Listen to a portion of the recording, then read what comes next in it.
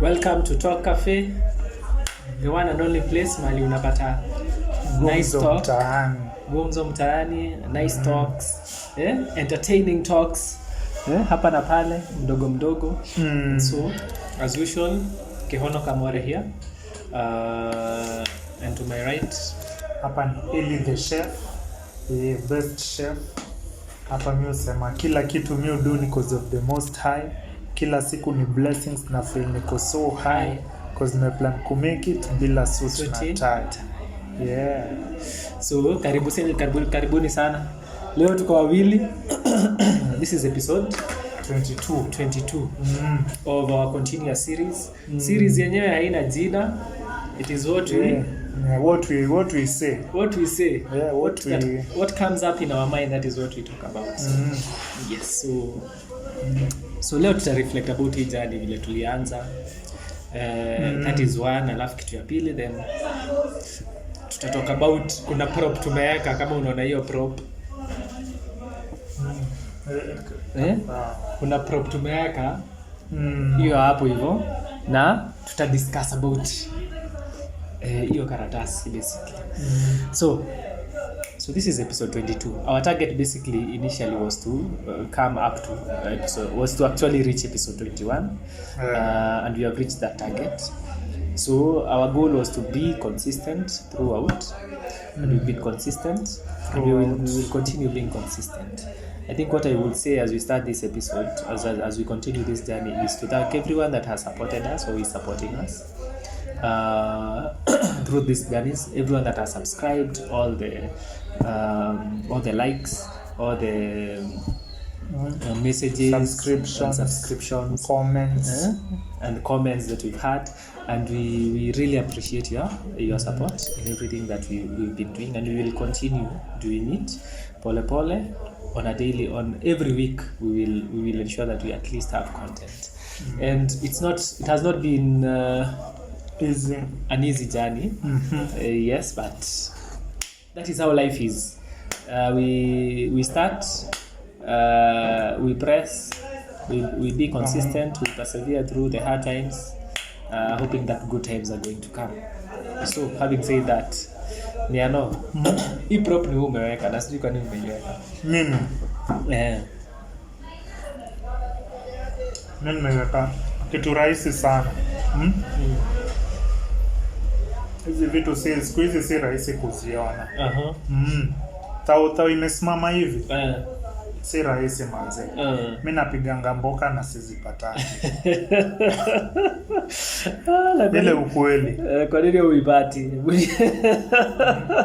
Kwa nini haipatikani? Juu kile ina move around, si mathao. Ni manini? Ni machwani, maso. Basically ni hizo by the way. Ati 500 na thao. Kuziona ni ngumu.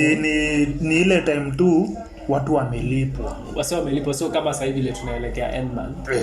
Hii ndio time sasa utaona mathao, but in between the week mabao 10, 5, 50 so. Hapo hata so mbili ni ile kubahatisha tu, yani ukiona so mbili unaona dalili, yani kama watu wako karibu kulipwa. Sijui kwa nini, ama ni venye hizi vitu colors ni conspicuous. Blue ni color, so mbili ni color blue, 500 color green, 1000 ni color brown. Sasa sijui kwa nini inakuwa haziko manze. Pengine ni kwa sababu ya the tough life wase wanapitia. Lakini kwa sababu kuna dema ametushu hiki tu kinunua tu kivunja tu. Hiki tu ukivunja ni ngumu sana kujua. Kujua vile tena. But the reality of things ni like the reason pengine hii do haionekani, ama wase wacha tuseme hii ni symbolism ya purchasing power ya wase. So sasa unapata wase wengi hawana hiyo purchasing power. Walikuwa nayo maybe 2 years ago. Kama 1 year ago. Walikuwa nayo.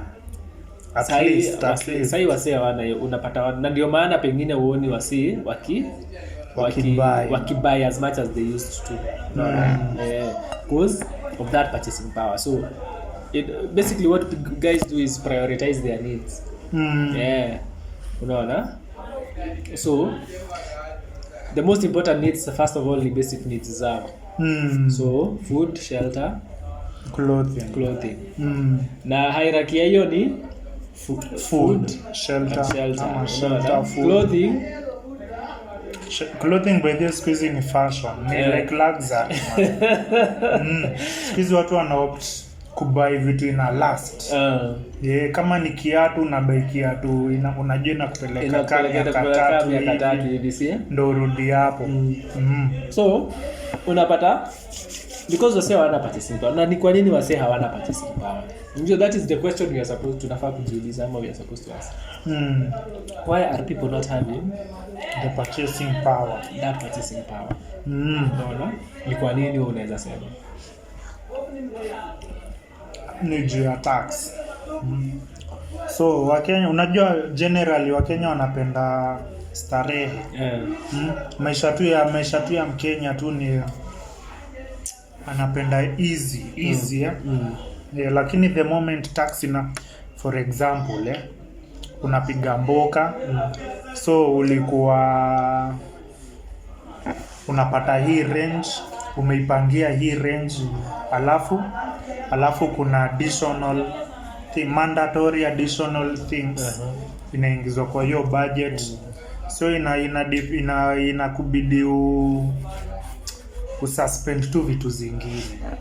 So basically inaitwaje? So for example unapata the amount of money you are making is the same, but kama ni the needs for example zinaongezeka. Hadi the same thing tu kwa biashara.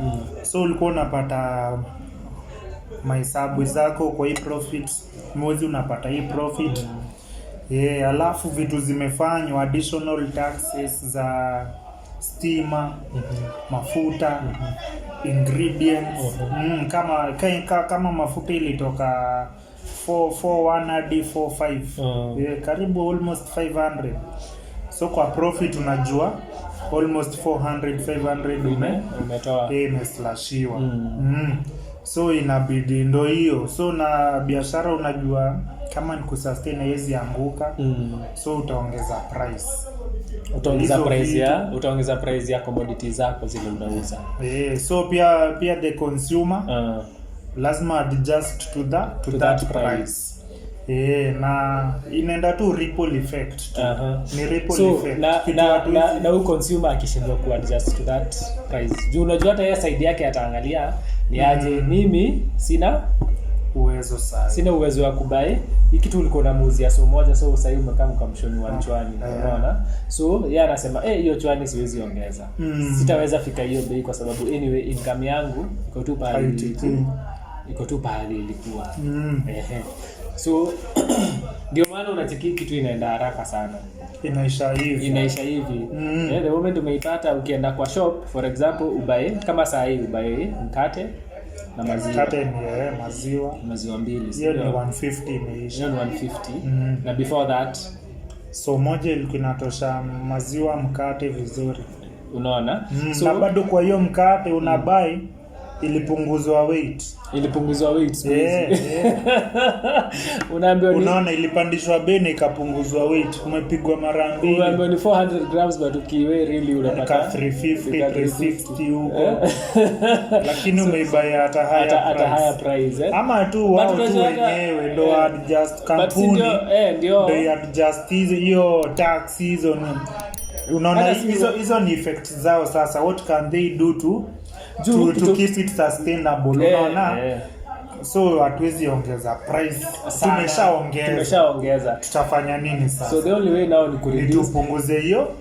Kama sasa unajua ukipunguza kama mkate ilikuwa 500 ipunguzwe hadi 400 hiyo 100 inaenda to additional loaves to revenue. Ni cool. Lakini yote ukiangalia I make sense by the way. Kwa nini? Si judu So unajua mse huu producer ama huu manufacturer cost zake zimeenda juu. So when it comes to electricity, because ana bake anatumia stima. So when it comes to electricity imeenda juu. The consumption yake electricity iko juu sana, si ndio? Ukiangalia transportation cost iko juu. Unaona? Kama in whatever they are making kuna vitu wana import, for example kama wheat, ile inaimportiwa because we are not able to sustain ourselves. In production of wheat unapata hata yana import. Haya, cost of those raw materials may increase. Unaona? So kama producer anatafuta how can I be competitive? How can I be competitive?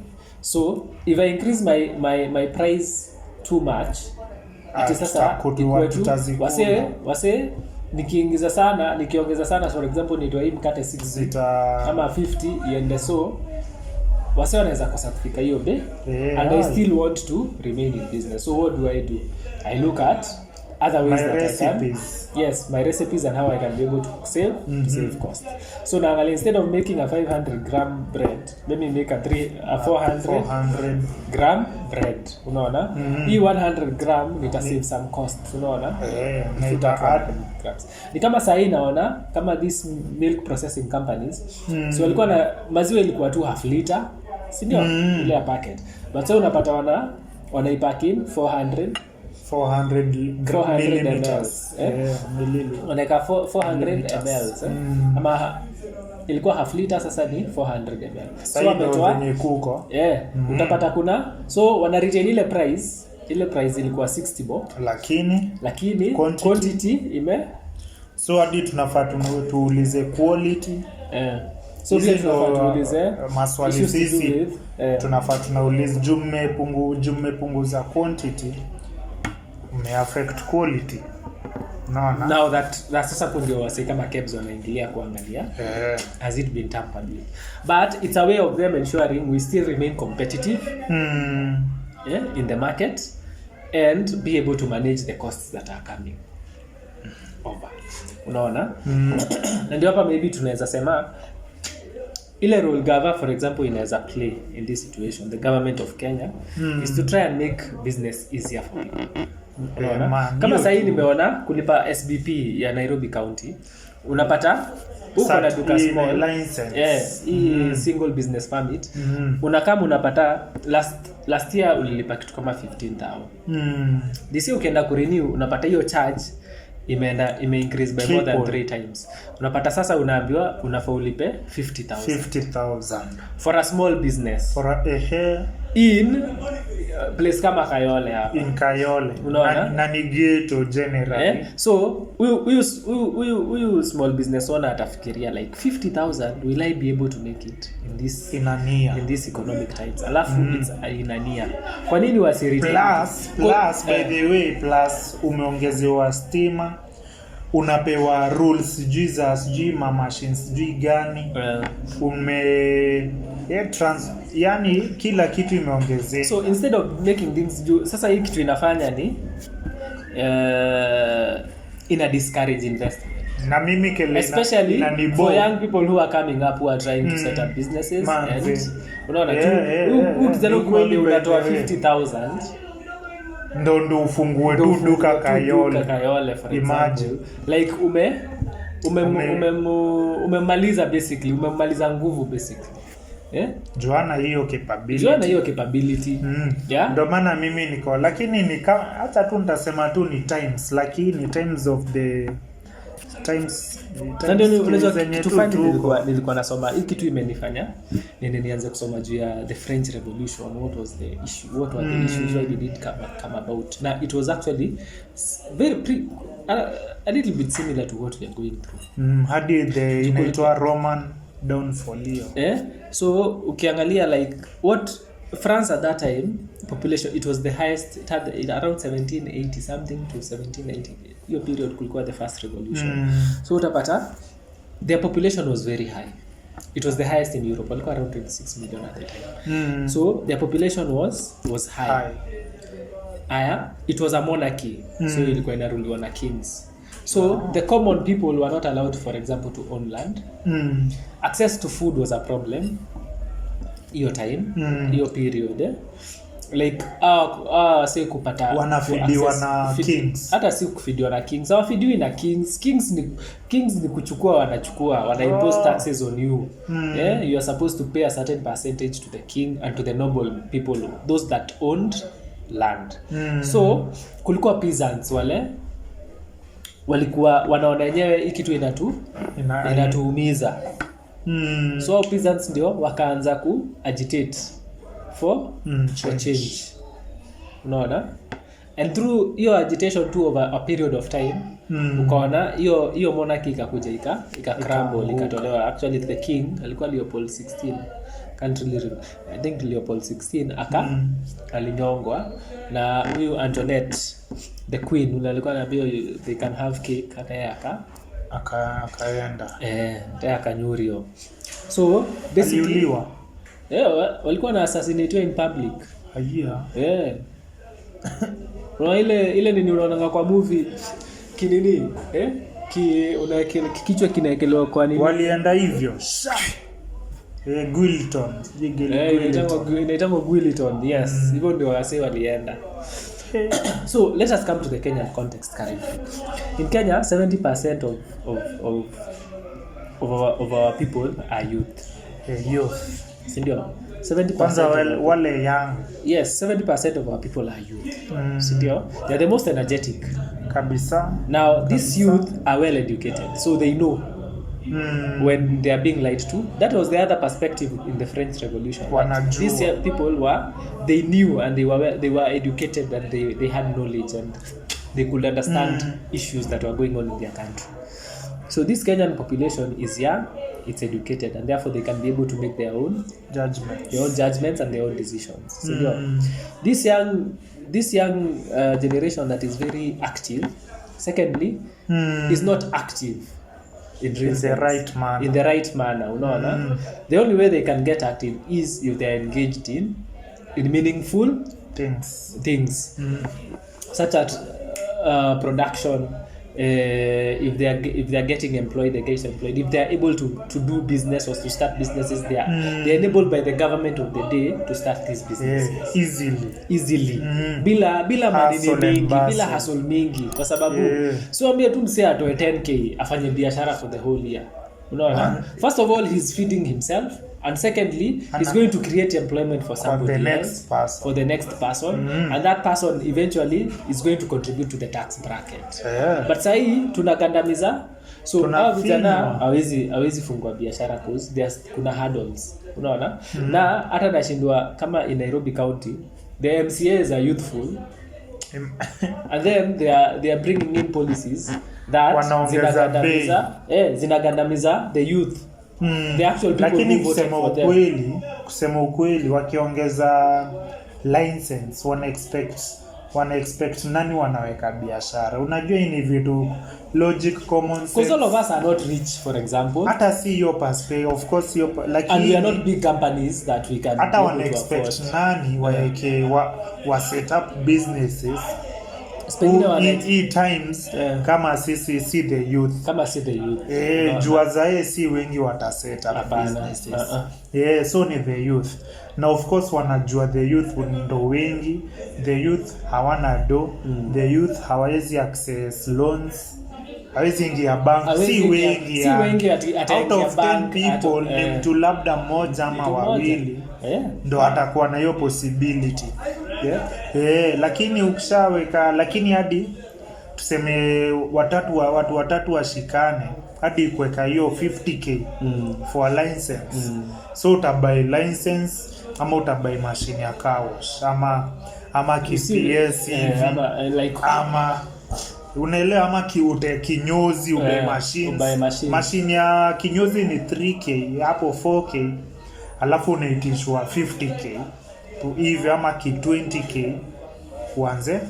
So why not make this policy, why not make it easier for young people to get into business? Sinju hata sielewi watu. The easiest thing ni you are the government. Yes. Mko na the power ya kufanya vitu zigo smoothly, zikuwe easy, for your own citizens, the easiest thing kwani nini ina motivate watu. Hata afadhali at least Raila alikuwa amesema miaka 7 hiyo BBI hiyo miaka 7 mamlipi tax. Juu alikuwa anajua ni vijana wanakama hii ni time ya vijana. Unajua watu wanatuambianga history bullshit ya leadership. You are the leaders of tomorrow. Hakuna mimi kiambiwa hiyo kitu sitawaiti. And tomorrow never comes. Mimi sitawaitikia kwanza hii kitu tunafaa mtu akikwambia that you are the leaders of tomorrow watu wanangoa kwanza. Serious, tumwambie unaambia huyo mtu wewe umefanya nini sahi. So kama hujafanya sahi usituambie shit man. Kama uko na span ya 5 years umekaa first year second year alafu bado unakuja kutuambia ngojeni sijui nini at you are the leaders of tomorrow, msichachishe msiharibu. Unajua hii vitu ni zenu, the leaders of tomorrow, msiharibu man. Unajua wanatuambia nini? Si acheni tukule na amani, kifika kesho nyinyi mtasotu mashida. Si atitiki hizi mavitu zao, atitiki hizi comments zao, hizi motivations zao, hizi wendo ambao watoto wao wajue kwani wanaibia nani bibi zao na watoto zao. Ndio maana hatuoni hilo. Kwa sasa even access to business, access for you to start a business imefanywa inakuwa so hard for you. It becomes inakuwa task ambayo it's almost impossible. Instead of encouraging the young population and the young to actually become active and because young people have ideas and a lot of ideas. All that is needed is for these guys to actually just make a decision going forward that for these licenses, let them be cheap, let them be affordable. Actually, I think the county government is going to make more money because sababu sasa msi ana think twice kulipa hiyo do. Nitalipa hii do na alafu job hakuna. Alafu job hakuna. So msi anafikiria make it easy for young people and I say the majority of the people. So kuna young person pengine anajiweza akona support ya but there is this young person ambaye ako in poverty, ako Kayole, ako Dandora, ako sijui ako Kibra, ako wherever ambaye hana hiyo capital ama hiyo capacity ama hata hana msi anaweza enda amshoni aje unisaidie 20 kuna hii idea niko nayo. Kwa nini gava ama hata achana na national government, kwa nini hata the county government of Nairobi isiangalia these situations iseme let us reduce these fees to fees that are affordable for majority of the people. Unaona? Ni ukweli. So say pale hizo fees ziko, they are not affordable for majority of the people. They are affordable hata for a minority. Wamesomea hizo courses. Yes, they are affordable for a minority of ni status tu fulani. Kwa hivyo ni kama inaweza kuwa ni kama conspiracy ya kufungia wasiweze kujiempower kwa sababu the moment people empower themselves then hivyo wanahitaji politicians. Hatuhitaji politicians, unaona? Na bado hatuhitaji by the way. Sisi ati hata watu wakiwapua itafika place hatuhitaji. Sasa wacha nikushow. So tuende back to the French Revolution. So the leaders of that time were France, the aristocrats and the royals. Walikuwa their reality and the people's reality was quite different. Unaona? They were in their own world and the people themselves were in their own world. Na mimi kiangalia currently with the leaders that we have, we are in two different worlds. Kabisa. To go in two completely different worlds. So you as a young person who's trying to make it in life is here doing all they can in order to in order to rise up. Tunatumia skill. Unatumia skill yako vile utaweza kutumia skill yako without employment, without a lot of support. Wewe unajaribu tu one way or the other. One way unaomba msaada. Hapa so unapata the reality of the young people and the reality of the leadership is totally different. Because if you look at how our leaders are behaving currently, unaweza fikiria sisi ni Switzerland, tuko na domob sana kwa bank, manze, ati everybody in the country is okay. That is the kind of picture ambayo tunaona. Unaona? That is the kind of picture that we are seeing. And tunaona things crumbling. Na nilisema vitu zikicrumble hazianzangi na vitu kubwa kubwa, zinaanza na dogo. Kama JKIA kulikroof tu. Hiyo tu ndio kweli. Kama mafala kusnichiana hivyo tu. Kama sasa naona Kipchumba Murkomen na huyo kusnichiana tu wanasnichiana wanarushiana tu maneno like it shows you where our leaders are and where we are as a people. Two different. We are in two different worlds. Kabisa. Ndio maana hadi huyu anaitwaje huyo advisor anaitwa Mutaingoni. Anapendaga kuandikia Ruto vitu Twitter. Sali muandikia Dear Ruto. Najua Sunday paraphrase tu, Mungu akiwa na wewe, Mungu akiwa side yako, mtu ako powerful. Lakini wewe ukiwa side ya Mungu uko mopa. Unaelewa? Mungu akiwa on your side uko powerful. Lakini wewe ukiwa side ya Mungu uko mopa. So alikuwa anamwambia wewe jaribu kwe tu side ya Mungu. Ile design ati anasema Mungu ndo alituingiza nini. So akwambia wewe jaribu kuwa side ya Mungu. Venye tu umesema hii French Revolution. But you see, jujue Mungu anapenda wa Kenya vile hata naweza decipher. God anapenda wa Kenya sana. Na ndio maana hata nimekaa hivi nikashindwa nikasemaje. Juu anatuambianga aliingizwa na Mungu. Na maombi. Alituambia na maombi ya watu. Hiyo tu maombi ya watu. Juu Mungu anapenda hao watu. Alafu pia being the side, you see, you cannot say you love God if you don't love your fellow human being, unaona? And the only way you can show that you truly love God and you are a God-fearing person is by the way you treat your fellow citizens and your fellow human being. Unaona? So being on the side of God is being on the side of the people. Hivyo tu ndio Mutainguni alikuwa anashow Ruto in kwa language ambayo imeciphered. Like being on the side of God is being on the side of the people. When you are with the people, you are also with God. Because in whatever deeds you do and the way you serve your people, you also serve God. You are also serving God. But in reality, hata kama wacha nipatie Ruto the benefit of the doubt, maybe his heart is in the right place. Of course. But then I think there are people within his wakona hate. Within his those people that he chose to work under him and to work for him. I think when they were going there, maybe they had different goals. Kabisa. And they had different goals and agendas compared to maybe what Ruto's goals and agendas were. Nampatia the benefit of the doubt. Because simjui, I don't know what is going on in his mind or what have you. I'm not. I don't know him. I've never met him. But then, I think he should listen. He should do 100% and listen to the people. Whatever they are trying. Lakini ujue hawezi. Unajua kwa nini? Juu mtu kama Rigiji, unajua watu walikuwa wanatuambia, si watu walikuwa tunasikiza.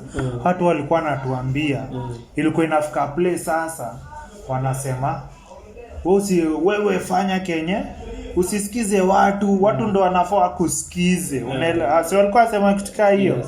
Sasa ni saya kulead. Hii ni walikuwa tumio jina sasa. Usisiki. Sasa zingine hawajui. Wewe ndo unafaa unaonesha njia. Sasa it is okay. Unaona hiyo concept. It's okay, but unajua sasa tunasemanga leadership. Okay, in leadership there are different styles of leadership and what have you. But I think a wise leader always listens. Yeah. A wise leader always listens. And the best people to listen to are the people who he is actually serving. Because being a leader is being a servant. He's leading. Yes, you are leading, but you are serving people. And what he has been called to, being the president of Kenya, is actually a call to service, not a call to amassing wealth and being drunk with power and all that stuff. Being the president of Kenya is a service to the people. The people who actually gave you that power. To steer them in the right way, or in the right direction. But then also, as a leader, it's good to listen. Because we have to accept that as people, we are not 100% what? We are not 100% we are not all knowing. Unaona? Ruto hawezi sema anajua kila kitu hii dunia. He has to listen to somebody.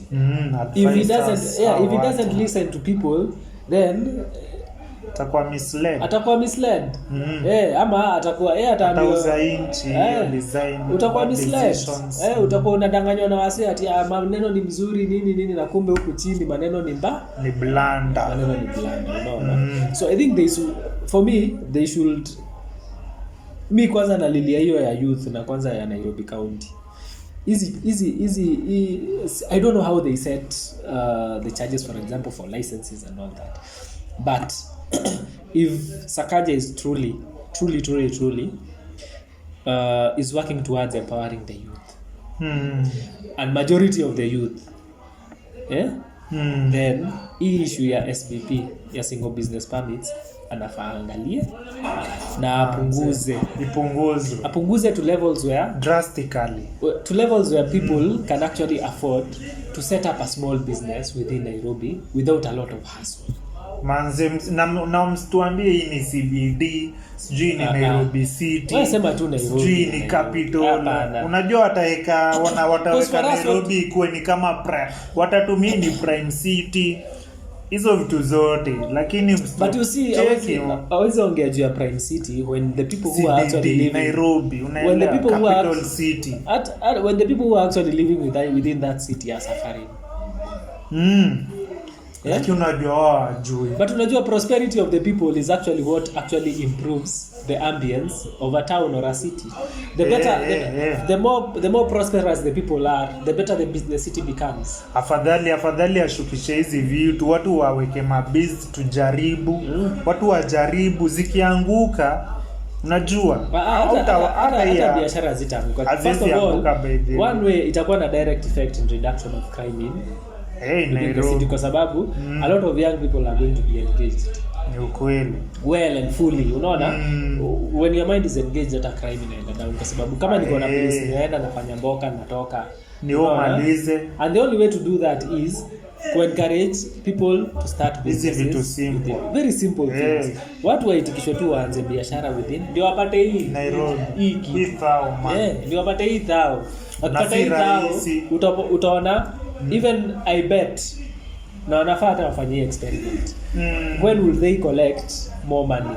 When the licenses are affordable or when the licenses are out of reach? Unaona? Ni when they are affordable, people watakuwa motivated, watakuwa na hiyo ka spirit ya license ni 7,000, 8,000. Hiyo si tunaweza. Ni kushikana tu hapo watu 1 2 3 license inalipwa. Kanjo pia watapata kazi.